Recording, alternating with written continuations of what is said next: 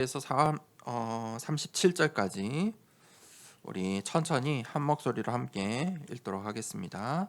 함께 읽겠습니다. 믿는 무리가 한 마음과 한 뜻이 되어 모든 물건을 서로 통용하고 자기 재물을 조금이라도 자기 것이라 하는 이가 하나도 없더라.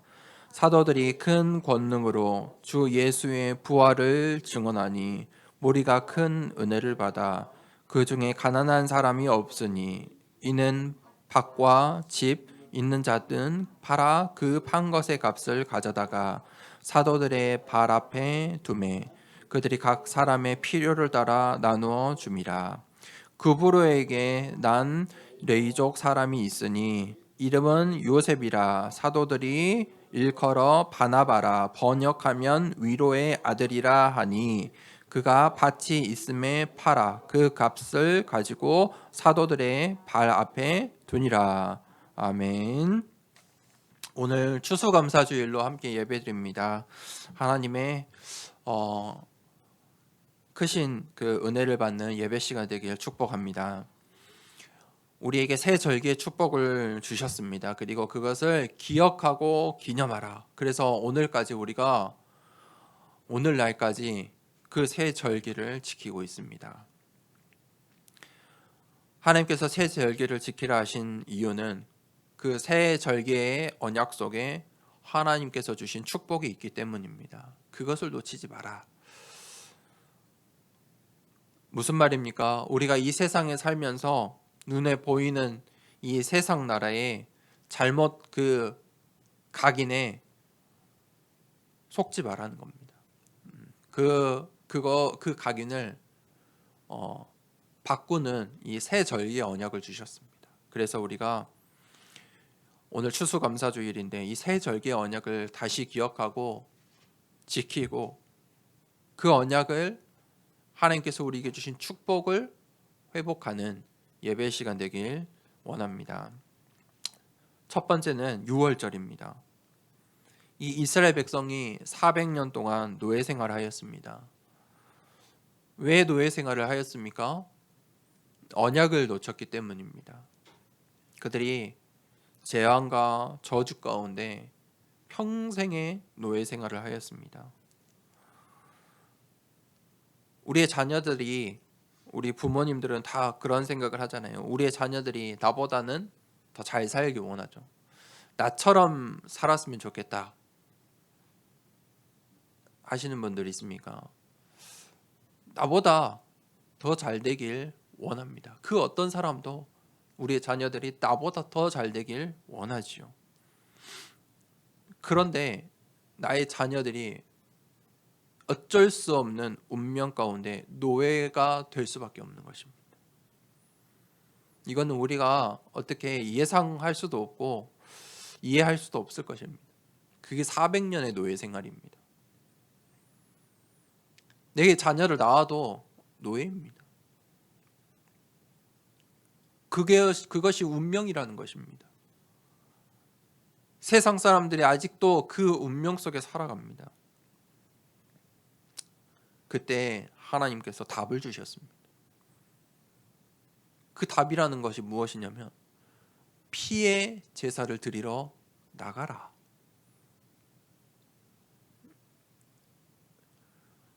그 피의 제사의 주인공이 누굽니까? 예수 그리스도예요.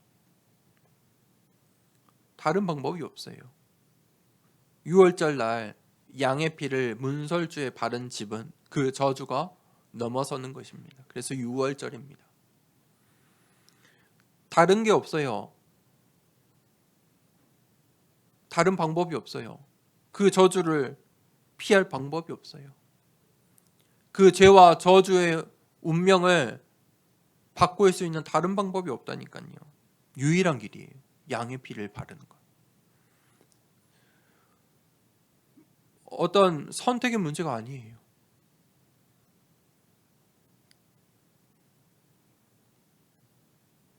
양의 피를 바르지 않으면 저주가 임하는 것이에요. 곡소리가 나는 것이에요. 예수님께서 갈보리산에서 내가 다 이루었다. 그것을 선택이 아니에요. 그렇죠? 믿는 것이.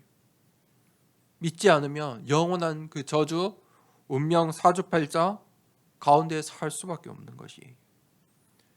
유월절의 축복이 바로 구원이라는 거예요. 우리가 부활주일로 지키죠. 구원.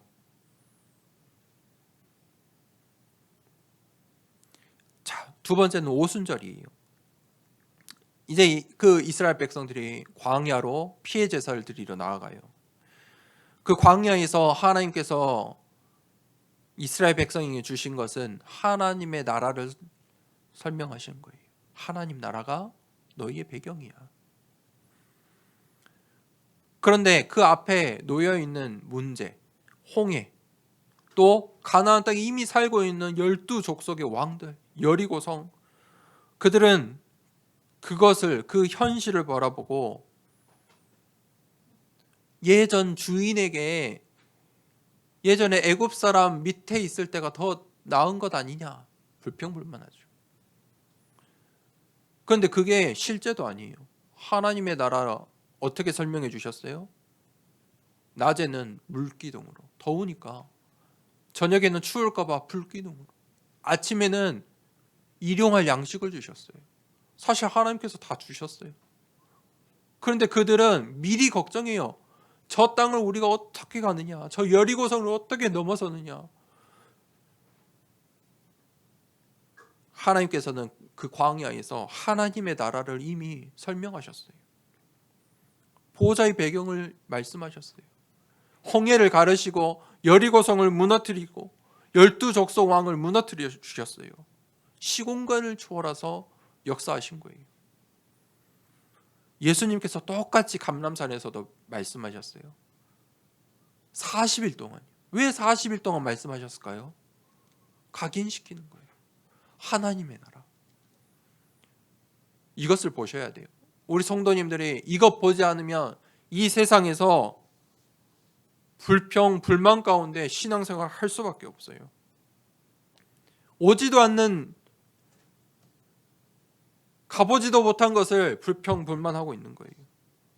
오순절의 비밀은 뭐냐면 배경이라는 거예요. 하나님 나라. 세 번째는 수장절이. 그 이스라엘 백성들에게 하나님께서 이제 먹을 것을 저장할 수 있을 만큼 축복하셨어요.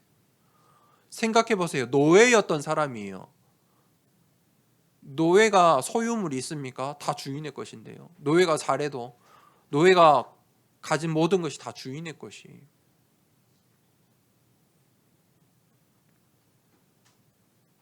그런데 이제는 하나님께서 수장절의 축복을 주신 거예요. 그게 추수감사주일의 축복이에요. 마가 다락방에서 그 축복을 누렸어요. 어떻게 해요? 오로지 기도에 힘쓰니라. 그때 성령의 충만함이 임했어요. 그때 그들의 힘으로는, 능력으로는 할 수 없는 15개 나라의 전도의 문들이 열리기 시작했어요. 교회를 세우기 시작했어요. 하나님께서 왜 수장절의 축복을 주십니까? 가나안 땅에 언약궤가 있어야 하고 성막과 성전에 교회가 세워져야 하니까 그거 하라고 하나님께서 수장절의 축복 주신 거예요. 하나님께서 우리에게 왜 축복을 주시냐면, 왜 능력을 주시냐면 교회 세우라고.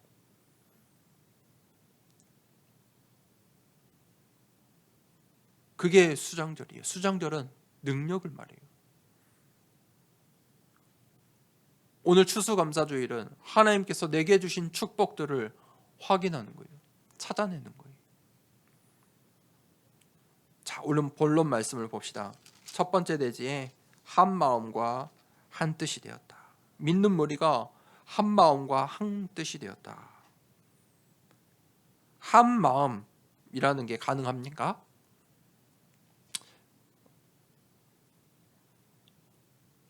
여러분 집안에서 한 마음이 가능합니까? 절대 안 되죠. 불가능이에요. 쌍둥이도 한 마음 불가능해요. 얼굴도 같고 모든 것들이 비슷한 쌍둥이조차도 한 마음 되긴 어려워요. 사람은 한 마음 될 수가 없어요. 하나님께서 세우신 아담과 하와도 한 마음이 못 됐어요. 그렇죠? 한 마음이라는 건 불가능해요. 형제가 한 마음이 돼요? 가인과 아벨도 싸웠어요. 부부도 안 되고 형제도 안 돼요. 그런데 전혀 모르는 사람들끼리 어찌 한 마음이 됩니까? 왜 그러냐면 이 세상의 나라는 전부 나 중심이라서 그래요. 이 세상 나라가 이미 그렇게 세팅이 되어 있어요. 자기 중심적이. 그런데 초대교회가 2장 14절에 마음을 같이하여 오로지 기도에 힘썼다. 기도하기 이전에 앞에를 보니까 마음을 같이해서 기도했다. 그때에 성령의 충만한 역사들이 일어났어요. 그들이 마음을 같이 해서 그 갈보리산에 감람산에 마가다락방의 언약을 붙잡고 오로지 기도에 힘썼는데 하나님께서 성령의 충만함을 주시고 15개 나라의 전도와 선교의 문을 열어주셨어요. 마음을 같이 한다는 것이 굉장히 중요한 것이에요. 오늘 4장 32절에 믿는 무리가 한 마음이 됐다. 무슨 말입니까? 이제 그들이 마음이 하나가 되어서 교회가 세워진 거예요. 지금 이게 인류 역사를 바꿨어요. 단 한 번도 사람들이 마음을 같이 해서 기도한 적이 없어요. 그러니까 이 초대교회가 언약을 붙잡고 한 마음으로 기도했을 때 교회가 세워진 거예요. 그 믿는 무리가 마음이 어떻게 하나가 될 수 있습니까? 복음 안에서, 믿음 안에서 가능한 것이에요. 그러면 왜 한 마음이 되어야 합니까? 마음이 한 마음이 되어야 기도할 수 있다는 거예요. 마음이 다른데 어찌 기도 제목이 같아지겠습니까? 그러니 마음이 다르고 다른 기도를 하고 있는데 그 교회가 응답이 있겠습니까? 기도에 앞서 마음이라는 것은 굉장히 중요합니다. 마음이 흐트러졌는데, 마음이 불안한데, 마음이 무너졌는데 기도할 수 있습니까? 어려워요. 어떤 마음이냐? 굉장히 중요해요. 어떤 마음을 품느냐? 우리의 뇌의 수많은 자극들을 바꿔요. 그것이 우리의 행동으로 나와요. 우리의 뇌를 어떻게 입력할 수 있습니까? 우리의 행동은 이 뇌에 입력된 대로 하잖아요. 명령이 주어진 대로 하잖아요. 그럼 뇌의 명령을 어떻게 내려요? 우리의 마음으로. 밥을 먹자. 배가 고프니까 밥을 먹자. 배가 고파도 오늘은 참자. 똑같은 상황이어도 내 마음에 달라지는 것이에요. 왜 우리가 묵상을 하고 묵상 운동을 하냐면 그 마음 때문에 그래요. 그 마음에 이미 잘못 각인되어 있잖아요. 그것이 힘이 있어요. 이미 잘못 각인된 것이 있으면 그 잘못 각인된 것이 힘이 있단 말이에요. 내 마음을 지배하고 있어요. 그러니까 내 생각과 행동이 쉽게 바뀌지 않는 거예요. 우리가 망대 세우라고 하는데 이게 보통 말이 아니에요. 영적인 하나님의 망대를 세운다는 것이 보통 말이 아니에요. 각인을 바꾸라는 것이에요. 망대의 기도, 이 393의 기도, 7망대의 기도 지금 보통 말이 아니에요. 마음을 바꾸지 않으면 응답받는 기도 속으로 들어갈 수가 없어요. 다윗이 성전 건축을 했죠. 다윗이 가장 큰 축복을 받았죠. 성전 건축. 그 전에는 누구도 할 수 없었어요. 사실 가나안에 출애굽했던 가장 큰 축복의 이유가 성전 건축이었잖아요. 그것을 다윗이 이뤘어요. 그런데 이 성전 건축 전에 다윗이 뭘 했냐면 일천망대를 세웠어요. 무슨 말입니까? 이스라엘 사람들이 각인을 바꾼 거예요. 일천망대를 세우는 일을 먼저 했어요. 이스라엘 사람들의 각인이 바뀌니까 성전 건축을 시작하자 했는데 이미 헌금이 끝나버렸어요. 만들기도 전에 이 끝이 난 거예요. 준비가 다 되어버렸어요. 솔로몬은 그저 짓기만 하면 돼요. 다윗이 뭐 했어요? 일천망대. 이스라엘 백성들이 그 일천망대를 보면서 자신들이 받은 축복과 언약을 기억한 거예요. 그리고 성전 건축의 이유를 깨달은 거예요. 정확한 언약을 붙잡아야만이 마음이 같아지는 거예요. 우리가 어떻게 마음을 같이 해야 되냐? 정확한 언약으로 마음을 같이 하고 그 마음을 모아 기도하는 거예요. 그래야 성전이 건축되는 거예요. 우리의 교회가 한 마음으로, 서로 다른 마음이면 망대 세울 수 없는 거죠. 한 마음으로, 그리고 한 뜻으로. 한 뜻이다. 무슨 말입니까? 방향이 같다는 거예요. 흐름이 같다는 거예요. 믿는 무리가 한 뜻을 가졌다. 그 말은 또 교회의 사역을 이야기하잖아요. 오늘 이 초대교회가 비로소 오늘 이 4장 32절에 믿는 무리가 한 마음과 한 뜻이 되었다. 저는 본격적으로 초대교회 사역이 이때부터 시작되지 않았나 봐요. 믿는 무리가 한 마음과 한 뜻이 되어서 이제 움직이기 시작한 거예요. 본격적인 교회 사역이 시작돼요. 언제요? 한 마음과 한 뜻이 되었을 때.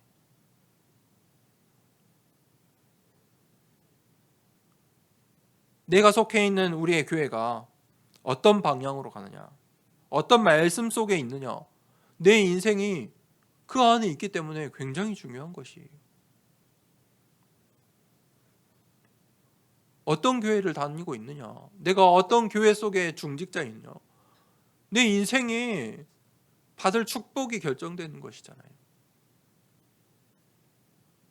교회는 세상 사람들의 모임과 전혀 다르지요. 세상 사람들의 모임을 만들 때 뜻이 분명해야 돼요. 그렇죠? 그 모임을 만든 이유가 분명해야 사람들이 함께 하잖아요. 그 모인 이유가 분명하면 서로 돈도 모아요. 그렇죠? 서로 시간도 돼요. 교회는요, 하나님 나라의 공동체예요. 교회는 한 마음과 한 뜻으로 모이는 것이에요. 그런데 교회를 세상처럼 바라보면 어떻게 됩니까? 교회를 세상 나라의 눈으로 바라보면 교회도 종교가 돼요. 서로 나누고 봉사하고, 그 세상 모임과 다를 바가 없게 될 수도 있어요. 심하면 이제 정치도 하고. 거기에 한 마음과 한 뜻이 돼서 그런 거예요. 교회는 하나님 나라를 바라봐야 돼요. 하나님 나라의 것이 무엇입니까? 복음이잖아요. 전도잖아요. 선교잖아요. 이게 지금 비슷한 말 같고 이게 구분이 되지 않으면, 이 복음과 종교가 구분되지 않으면 안 돼요. 큰일 나요. 반드시 구분하셔야 돼요. 교회는 하나님의 나라의 일, 그 속에서 세워진 거예요. 하나님 나라의 일은 무엇이냐? 세상 나라를 살리는 것이에요.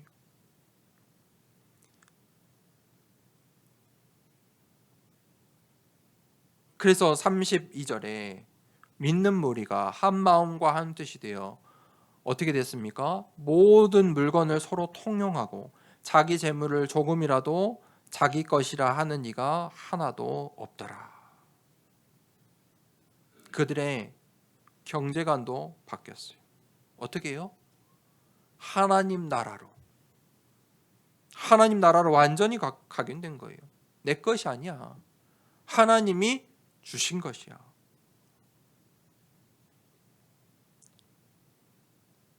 지금 이게 보통 말이 아니에요. 이 32절이. 대부분 모든 사람들은 어떻게 생각하냐면 세상 나라의 각인으로 창세기 3장, 6장, 11장의 각인으로 나의 것, 나의 성공 그렇게 각인되어 있는데 지금 이들이 뭐예요? 서로 물건을 통용하고 자기 재물을 조금이라도 자기 것이라 하는 사람이 자기의 재물인데 자기 것이라 하는 사람이 없었다. 이게 지금 보통 말이 아닌 거예요. 완전한 세상의 각인이 깨진 거예요. 사단의 망대가 무너진 거예요. 이렇게 해라 마라가 아니에요. 지금 세상의 것이 깨진 거예요. 이 사단의 망대가 무너진 거예요. 두 번째 되지.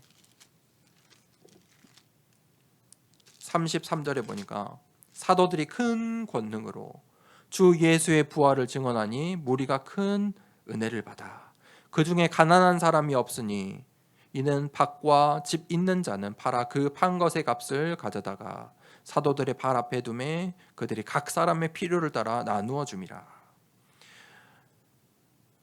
지금 이 무리들이 큰 은혜를 받았다.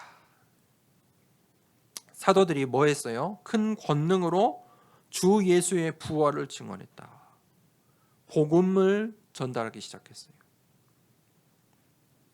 뭘로요? 큰 권능으로 복음을 선포했어요. 하나님이 주신 능력, 성령의 충만함을 입어서 복음을 선포했다는 거예요. 복음이 무엇입니까? 예수 그리스도의 부활 메시지 아닙니까? 지금 2장 3절에는 누가 포인트였어요? 베드로가 이 부활 메시지를 선포했죠. 그래서 4장 하반절에는 지금 이제 다른 사도들도 함께 그 베드로와 요한처럼 부활 메시지를 이제 증거하기 시작한 거예요. 본격적인 사역을 시작하는 거예요. 여러분, 현장에 필요한 것이 무엇일까요? 완전히 저 불신 현장에 불신자들에게 진짜 필요한 것은 돈도 아니고 명예도 아니고 집도 아니고 옷도 아니고 복음이라는 거예요. 저 237 5천 종족에게 먹을 것이 필요한 게 아니고 교육이 필요한 게 아니고 복음이 필요해요.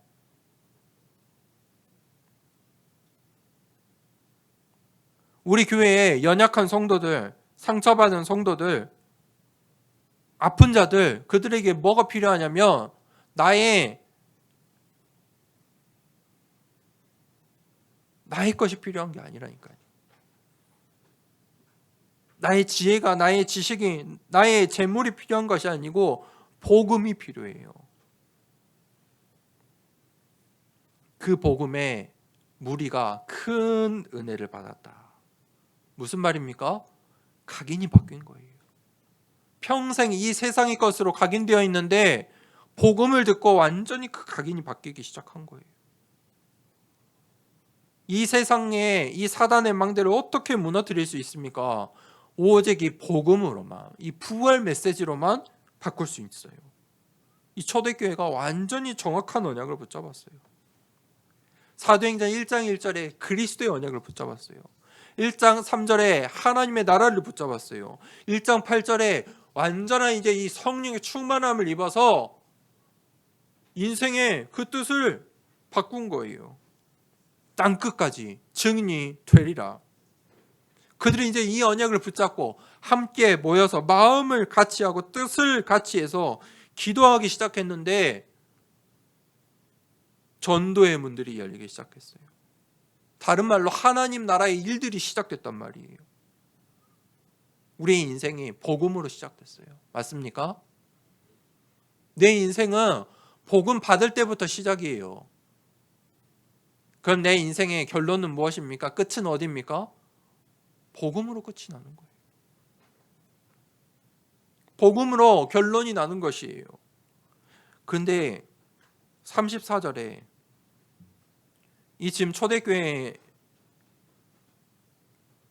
이야기잖아요. 그들이 보세요. 34절에 그 중에 가난한 사람이 없으니. 이 초대교회가 사실 굉장히 가난한 사람들이었어요. 대부분 예수님의 12제자들이 대부분 이 제자들이 어떤 사람들이었어요? 어부 출신이었어요. 굉장히 연약한 사람들이었어요. 예수님께서 일부러 그런 사람들만 부르셨어요.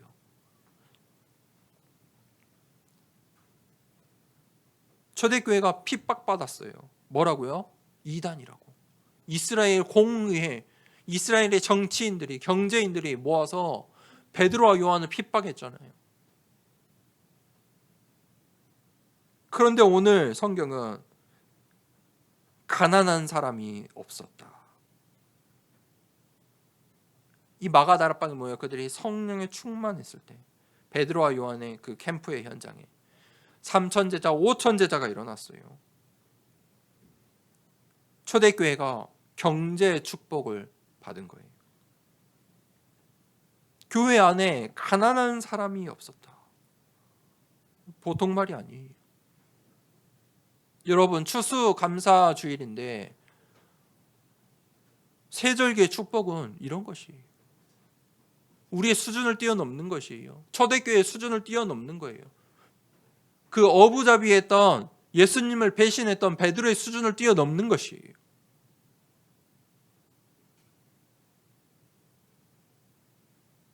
가난한 사람이 없었다. 무슨 말입니까?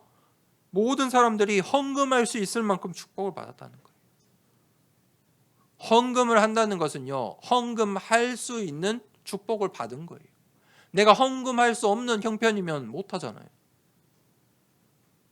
당연한 것이에요.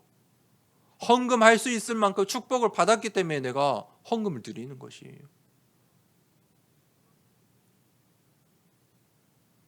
헌금을 했다는 말은 각인이 바뀌었다는 말이에요. 내가 이 세상에 창세기 3장, 6장, 11장으로 각인되어 있으니까 나의 것이잖아요. 나의 재물이잖아요. 목사님들도 그래요.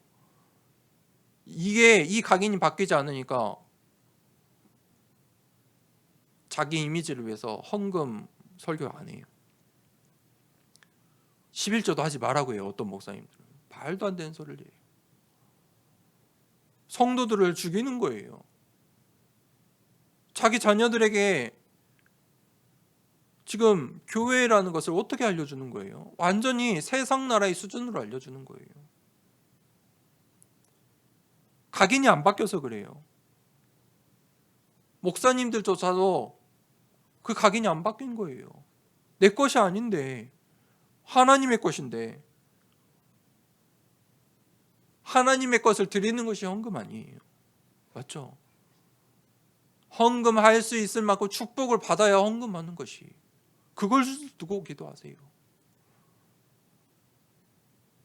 헌금을 많이 하게 해달라고 기도하지 말고 헌금 많이 할 수 있을 만큼 축복 달라고 기도하세요.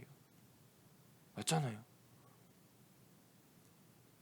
지금 이 초대교회가 그랬잖아요. 가난한 사람들이 없었다니까요.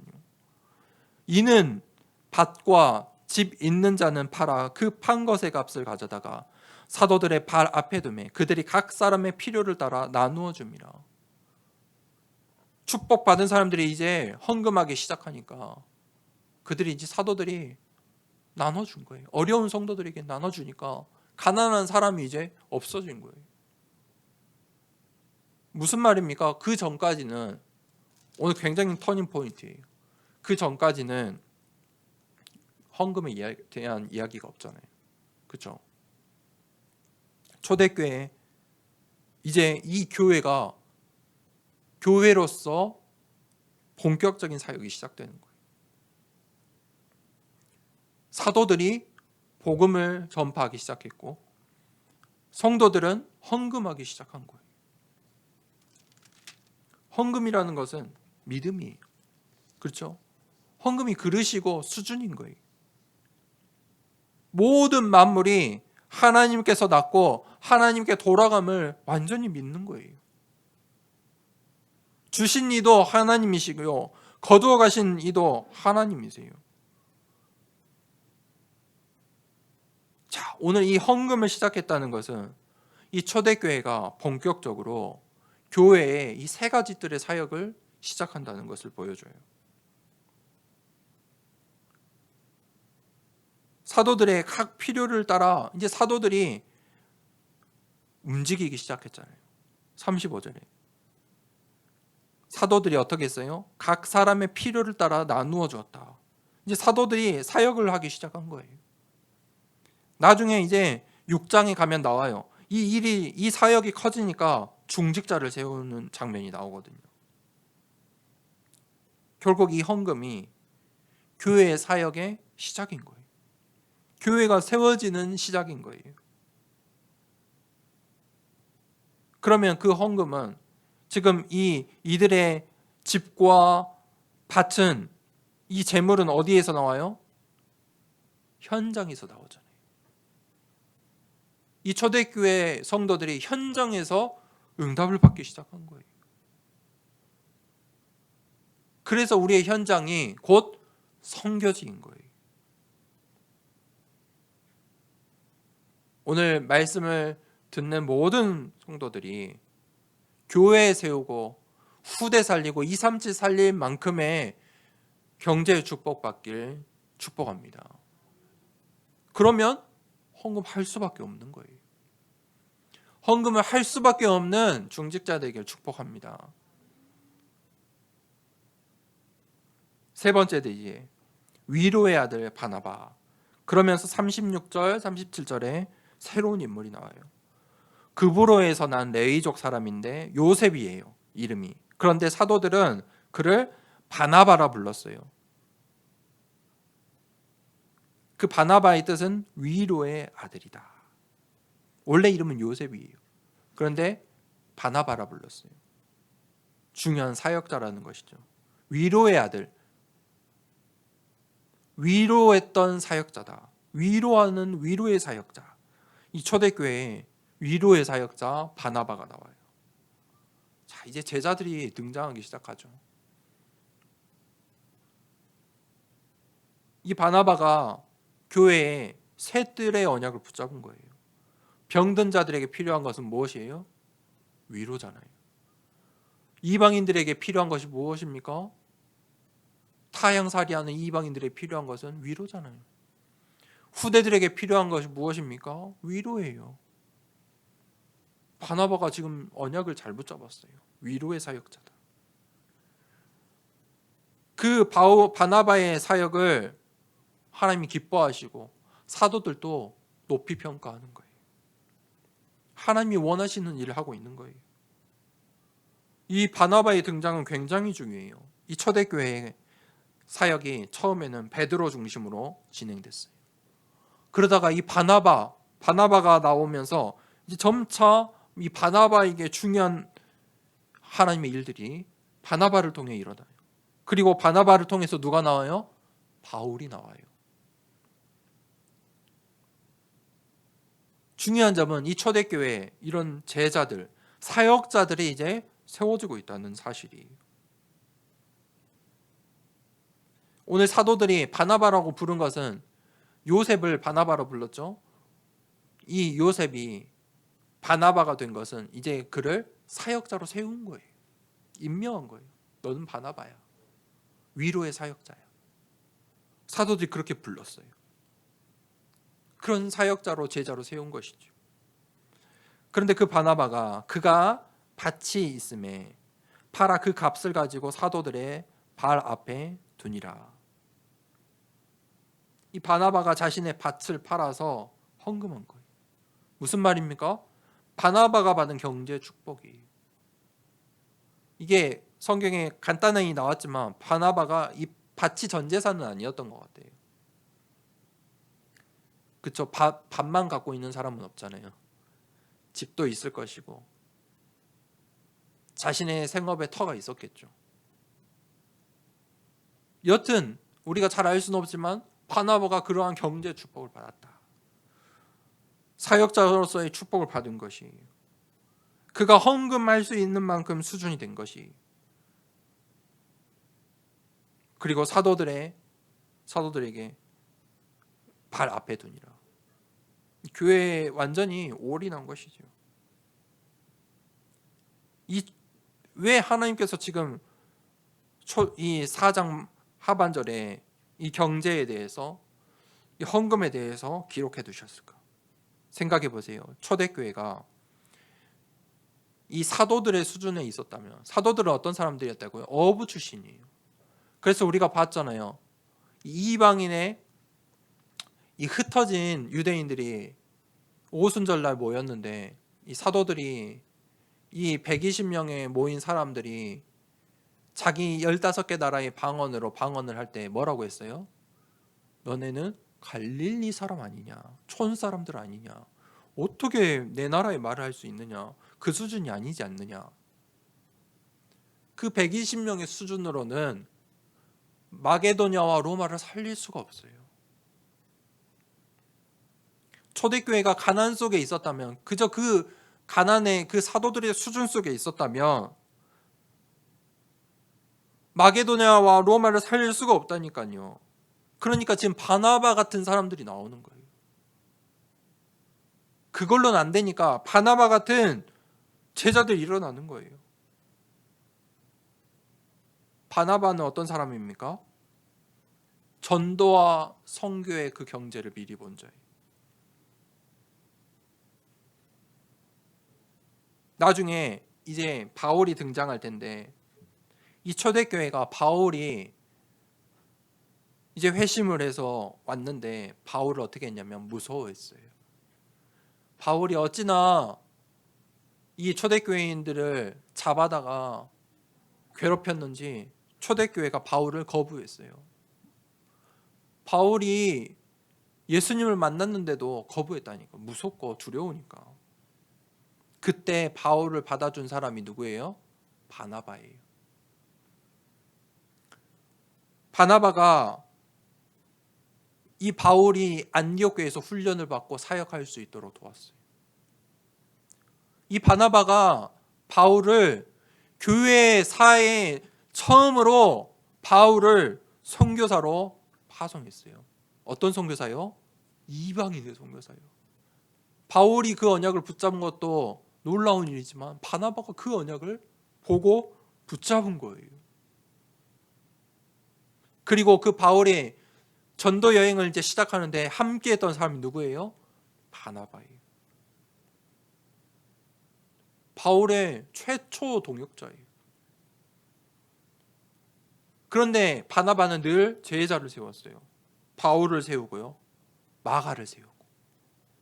나중에 이 바울과 바나바가 마가 때문에 의견이 틀어지지만 바나바는 또 그 속에서 누구를 세우냐면 실라를 세워요. 또 제자를 세워요. 보통 사람이 아니죠.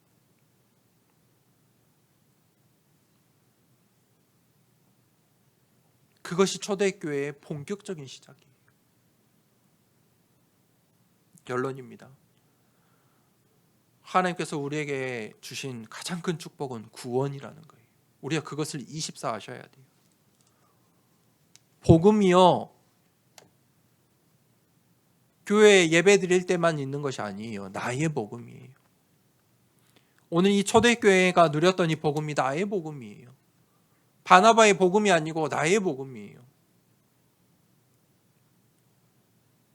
나의 생명이에요. 내가 산 거예요. 바나바가 응답받은 것이 내가 받을 응답이에요. 그것을 24 하세요. 두 번째는 배경이에요. 광야 가운데서, 이 세상 가운데서 하나님께서 하나님 나라를 계속해서 말씀하고 계세요. 놓치지 말아야 돼요. 하나님 나라의 일들이 있어요. 사람들이 해 나아가는 것 같지만 그 속에 하나님 나라의 일이 분명하게 있어요. 보좌의 배경과 시공간을 초월하는 능력으로, 그것이 나의 배경이에요. 25, 그게 25예요. 하나님 나라의 일, 기억하세요. 그래야 하나님의 망대를 세울 수 있어요. 세 번째는 그 일을 위해서 하나님께서 능력을 주셨어요. 어떤 능력이요? 성령의 충만함. 내가 성령으로 충만해야 헌금도 할 수 있는 거예요.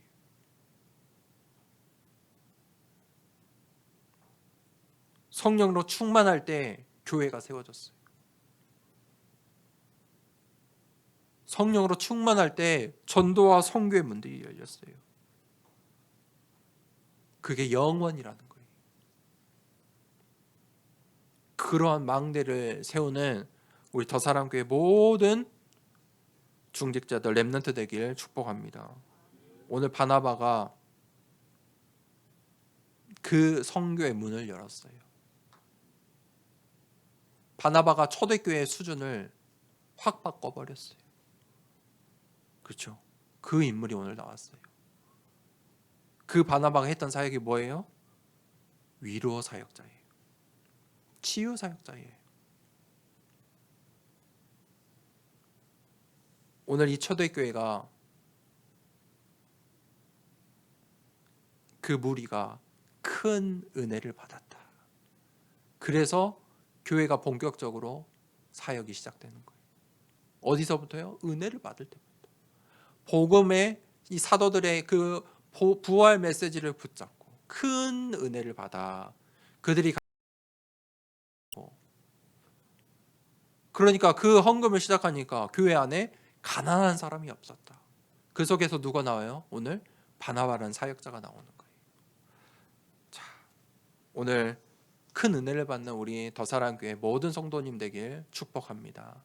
하나님의 그 새 이정표 속에 쓰임 받는 우리의 교회 되길 축복합니다. 그리고 또 그 일에 경제 축복받는 모든 중직자 되길 축복합니다. 이 시간에 말씀을 붙잡고 기도하겠습니다. 하나님, 오늘 추수감사주일의 축복을 주심에 감사합니다.